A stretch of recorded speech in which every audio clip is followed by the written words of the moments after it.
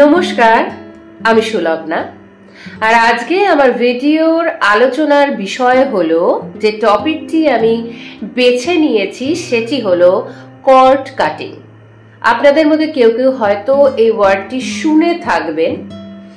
তো cord cutting এর অর্থ কি, কর্ড কাটিং যে সিস্টেম বা যে প্রসেস, সেটা আমাদের কেন পারফর্ম করা উচিত, আর এটি পারফর্ম করলে আমাদের কি কি সুবিধে হতে পারে, এই সমস্তটা আমি এই ভিডিওটিতে আলোচনা করব।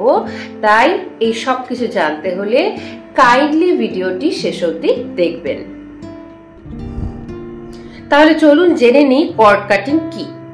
আচ্ছা, এক্সাম্পলের থ্রুতে বোঝাই, তাহলে বুঝতে আশা করি সুবিধা হবে।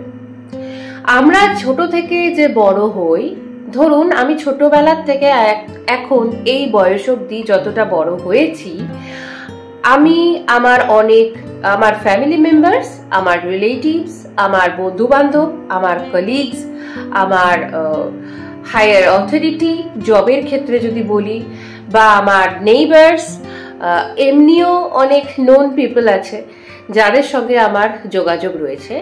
এদের প্রত্যেকের সঙ্গে ছোট থেকে আজ অবধি কি আমার সবার সাথে খুব সুমধুর সম্পর্ক হয়েছে? কারোর সাথে কি আমার কোনো সমস্যা হয়নি? এমনকি কেউ এই মুহূর্তে যারা ভিডিও দেখছেন, কাইন্ডলি কমেন্ট করুন আপনাদের যারা যারা এরকম কেউ কি রয়েছেন, তাহলে কমেন্ট করুন যে একদম ছোট থেকে আজ অবধি সমস্ত সম্পর্ক সুন্দরভাবে হয়েছে, কোনো সমস্যা হয়নি। যদি থেকে থাকে এরকম কমেন্ট করতে পারেন। যাই হোক, তো আমার ক্ষেত্রে তো হয়নি। তো এতে কি হয়, মাঝে মাঝে কি আপনারা দেখেছেন যে ধরুন আপনার কারোর সাথে তুমুল ঝগড়া বেঁধেছে বা মনোমালিন্য হয়েছে, তেমন কিছু হয়নি কিন্তু কথা বলছেন না, কোনো কিছু আপনার মনে হয়তো আঘাত লেগেছে, মনোমালিন্য হয়েছে কিছু, এবং সে হয়তো আপনার সামনে এই মুহূর্তে নেই, কিন্তু আপনার মাথায় সেই ব্যক্তিটি কন্টিনিউয়াসলি ঘুরপাক খেয়ে যাচ্ছে। আপনার মনের ভেতর সেই ব্যক্তিটির অবাধ বিচরণ হয়ে যাচ্ছে, কিন্তু ব্যক্তিটি কিন্তু বেসিক্যালি আপনার সামনে নেই বা কোনো কনভারসেশন আপনার সাথে তার হচ্ছে না। ঠিক আছে, বা এরকমও হতে পারে ব্যক্তিটির সাথে হয়তো ভার্বাল কোনো কন্ট্রাডিকশন আপনি জানেনই, ঠিক আছে, মৌখিক কোনো ঝগড়া বা কোনো মনোমালিন্য হয়নি, তার কোনো একটা আচরণ আপনার খারাপ লেগেছে, কিন্তু দেখবেন সেই ব্যক্তিটি কিন্তু সেই মুহূর্তে আপনার সাথে নেই, অথচ তার কথায় আপনি কন্টিনিউয়াসলি ভেবে যাচ্ছেন, আপনার মাথায় সে ঘুরে যাচ্ছে। এরম হয়ে থাকে। এই ঘটনার মাধ্যমে কি হয় জানেন তো, আপনার যে প্রাণশক্তি, আপনার যে এনার্জি, সারাদিন যে আপনি আপনার নিজের জন্য যেই প্রাণশক্তির সঞ্চয় করেন, সেই ব্যক্তিটি আপনার এনার্জি সাক করে নেয়। এবং এই জন্যই উইদাউট এনি রিজন যখন তখন মন খারাপ হয়, যখন তখন কিন্তু আমাদের শরীরও খারাপ হয়ে যায়, ভালো লাগে না, এরকম হয়ে থাকে, কিন্তু আপনি এর পেছনে কোনো রিজন দিতে পারবেন না কেন হলো এরকম।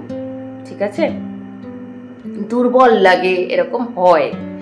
ঠিক আছে, তো এর পেছনে হচ্ছে যে কারণটা রয়েছে, সেটা হচ্ছে সেই যে ব্যক্তি যার সাথে আমার কোনো রকম সমস্যা মৌখিকভাবে হলো কি হলো না, মানসিকভাবে হলো কি হলো না, যার সাথে হলো, আর আমি, এই দুজনের মধ্যে একটা অদৃশ্য কর্ড কানেক্টেড হয়ে যায়। ঠিক আছে, আর এই কর্ডের মাধ্যমে সেই ব্যক্তিটি, ধরুন আপনি এই ব্যক্তিটি এবং ইনি হচ্ছে সেই ব্যক্তিটি, তখন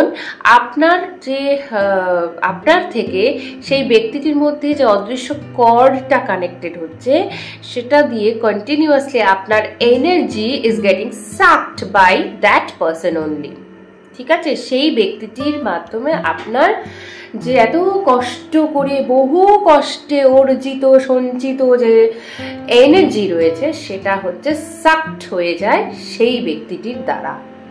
ঠিক আছে, তো কর্ড কাটিং এর থ্রুতে কিন্তু আমরা কি করি, সেই অদৃশ্য কর্ডটাকে মাঝখান থেকে কেটে দিই।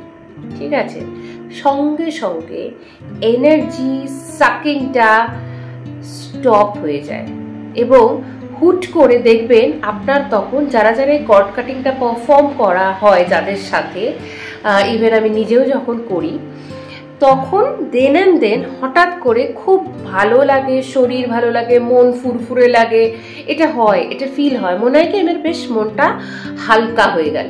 ঠিক আছে, এইবার আসি, ধরুন যে ব্যক্তিটি আপনার সাথে খারাপ সম্পর্ক, আপনি চানই ব্যক্তিটি আমার থেকে সরে যাক, তার সাথে আপনি যে কর্ড কাটিংটি করবেন সেটা আপনি ব্যক্তির মানে পার্টিকুলার ব্যক্তিটির সাথে করবেন, কারণ সেই ব্যক্তিটির সঙ্গে মানে কিছু যায় আসে না। ধরুন আপনার মানে আপনার সংস্পর্শ থেকে ব্যক্তিটি যদি চলে যায় কিছু যায় আসে না। কর্ড কাটিং এর থ্রুতে কিন্তু কারো ক্ষতি হয় না। ঠিক আছে, মানে আপনি ভাববেন না কোনোভাবে যে আপনি ব্যক্তিটির ক্ষতি করে দেবেন, ক্ষতি হয় না। জাস্ট কি হয় যে একটা বেকার ঝামেলা, বেকার অশান্তি যেটা আপনার মনের মধ্যে চলতে থাকে সেটা স্টপ হয়ে যায়। অনেকের ক্ষেত্রে হয়েছে, যেমন আমি নিজেও দেখেছি যে কারোর সাথে মানে কেউ হয়তো এসে বলেছে যে আমার ইনলজের সাথে আমার রিলেশন ভালো নয়, আমার সিস্টার ইনলর সাথে আমার রিলেশন ভালো নয়। তো তার মানে কি সে সিস্টার ইনলকে সে মানে সম্পর্ক ছিন্ন করে দেবে, তার সঙ্গে আর কোনো কথা বলবে না, বাড়িতে আসবে না? তা তো নয়, আসবে। কিন্তু এক্ষেত্রে কি হয়, সেই পার্টিকুলার ইমোশন, যেই ইমোশনটা মানে ধরুন জেলাসি হতে পারে, হ্যাঁ, অতিরিক্ত টর্চার হতে পারে, মেন্টাল টর্চার যেটা করছে, সেই পয়েন্টটাকে হচ্ছে এখানে কাট অফ করা হয়। ঠিক আছে, যাতে কিনা পরবর্তীতে দেখা যায় যে ওই ব্যাপারটা যেটা নিয়ে আমার সমস্যা ছিল যে ব্যক্তিটির সাথে, সেই সমস্যাটা আর হচ্ছে না দ্বিতীয়বার। ঠিক আছে, এইবার আমি একটাতে তো বললাম যে ব্যক্তিটির সঙ্গে, একটা বললাম ইমোশনের কাট অফ, আরেকটা বলি কর্ড কাটিং কিন্তু শুধুমাত্র খারাপ সম্পর্কের ক্ষেত্রে করা হচ্ছে তা নয়, কিছু কিছু ক্ষেত্রে ভালো সম্পর্কের ক্ষেত্রেও করা হয়। কিরকম ভালো সম্পর্ক? ধরুন একজন আপনার উপরে অত্যন্ত ভালোবাসা দেখাচ্ছে, অত্যন্ত এক্সপেকটেশন তার প্রতি, ঠিক আছে, যে প্রচুর এক্সপেকটেশন, এ আমার জন্য এই করবে, এ আমার জন্য সেই করবে, ও ভীষণ ভালো, ওকে আমি যেতে দেবো না আমার কাছ থেকে, এরকম ধরনের। কিন্তু আপনার ধরুন দরকার, আপনি যেখানে রয়েছেন সেখান থেকে দূরে কোথাও গিয়ে আপনার জব করা দরকার। ঠিক আছে, আপনি কোনো বিজনেস করতে চান, আপনি দূরে কোথাও গিয়ে করতে চান যাতে কিনা আপনার প্রফিট হবে, কিন্তু আপনি পাচ্ছেন না আপনার প্রিয়জনদের অতিরিক্ত ভালোবাসায়। সেক্ষেত্রেও কিন্তু এই ইমোশনের কর্ড কাটিং করা হয়। এতে কিন্তু ভাববেন না ভালোবাসা একদম বন্ধ হয়ে যাবে, তা হবে না। অতিরিক্ত যেটা মানে এক্সপেকটেশনের জন্য আপনার ক্ষতি হচ্ছে, সেই জিনিসটা কিন্তু অনেকটাই ডিক্রিজ হয়ে গিয়ে ব্যাপারটা কিন্তু সেটেল ডাউন হবে। ঠিক আছে, তাহলে আশা করি আমি বোঝাতে পারলাম কর্ড কাটিংটি কি, কেন করা উচিত, কি করলে কি হেল্প হবে না হবে ইত্যাদি। তাহলে আপনার যদি মনে হয় এরকম কোনো সমস্যা রয়েছে, তাহলে আপনিও এই কর্ড কাটিং পারফর্ম করতে পারেন বা কারো থেকে হেল্প নিয়ে এই পারফর্মটা করতে পারেন, যাতে কিনা আপনার লাইফ অনেক বেশি স্মুথ হয়। ঠিক আছে, তাহলে আজকের জন্য এইটুকুই। Thank you so much and good bye.